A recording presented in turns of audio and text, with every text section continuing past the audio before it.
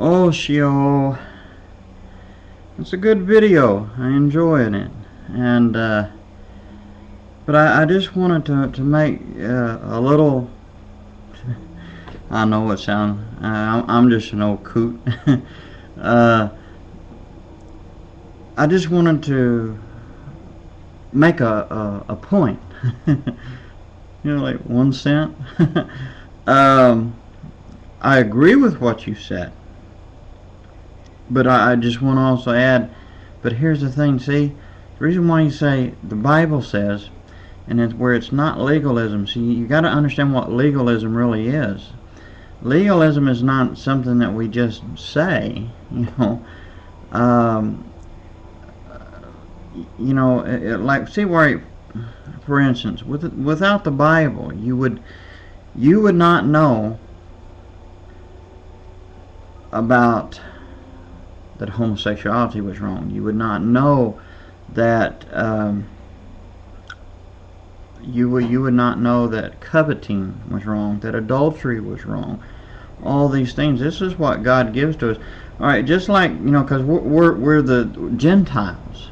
Now remember, during the apostles' day, they didn't have New Testament. They had the Old Testament, and they taught from it. It was used, but what they taught from was for correcting. Okay, the thou shalt nots was not. It was for correcting the ungodly. That but it was also to help guide and encourage and instruct those who are trying to live a righteous life in God. Those who is trying to follow God, who loves God. And legalisms was what the Jewish leaders was doing in the time of Yeshua. See, they were at that time the rabbis and the Sanhedrin and all that bunch there. In that time frame, like going back from Ezra, and you go through, you will find that you had these different. This is why you need to understand what history was about and why certain things, events happened the way they did. Was it the fact that you had these different little sects of the Jewish groups that because you heard about the ones, the Sadducees and the Pharisees, but there was other groups, and I can't pronounce all their names, but they were they interpreted the law as they saw fit, etc., etc., etc. Okay, now they were enforcing a legalism. They was going beyond what was written in the law and enforcing it. Now we know that thanks to the what Jesus had brought and introduced, and to the teachings of the apostles, we're not following the letter of the law, but the spirit of the law. Like I said, I agree with what you said. All I'm doing is adding a 1 cent point into what was said. I mean, you have to have your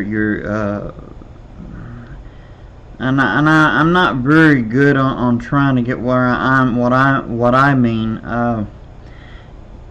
In a sense, you have to have your do's and don'ts, but not like the way the Pharisees and the Sadducees and them taught. Not like that.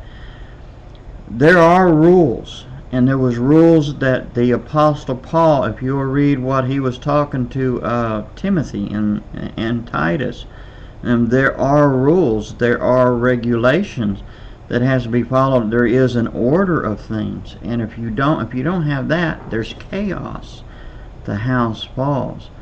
But I just wanted to say, though, I do agree, about how some about the way people are. And things that sometimes they get, there is some that pull the legalism of Pharisees and Sadducees, and they do that, which is very wrong, very wrong. But the reason why I wanted to add what I was saying was, in there so that someone can understand there was a necessity for the law, and it still has its place, but not by the letter of the law. But we learn from it. The Old Testament is for instructing, correcting, to encourage, and see that it is very necessary to have the Old Testament.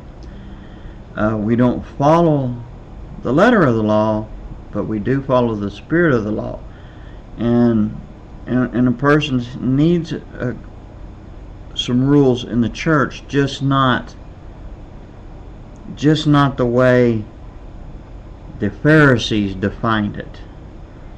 Yes, you get some of those who want to define everything to such a degree they make it the letter of the law, so to speak.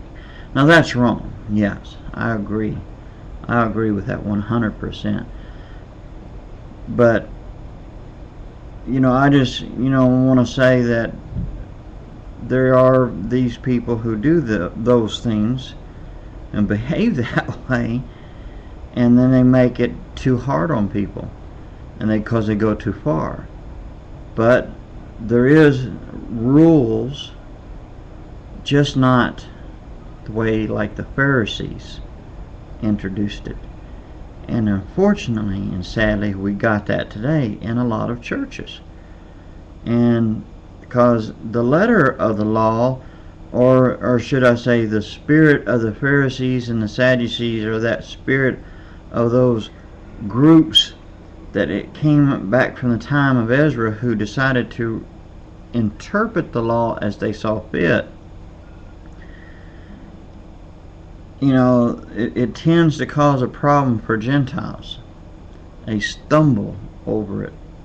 They have that same spirit, and you can't just interpret things just the way you want. I can't, you can't, no one in the world can, and stand upright before God without condemning ourselves. We have to speak correctly and teach correctly what the Word speaks, because the Word, without it, where would you be? Where would I be? That is our manual. That is our roadmap. That's what it is. And it is our guidebook. And a lot of people miss this. And Paul taught the importance about the Scriptures, which the Scriptures he referred to was the Old Testament. Okay? So that is very important. We should never push it aside. The only thing is, we shouldn't be trying to live by the letter of the law, because there is a new covenant. And that was my 1 cent. Turned around, maybe that was 3 cents. Okay. All right. God bless you. Shalom.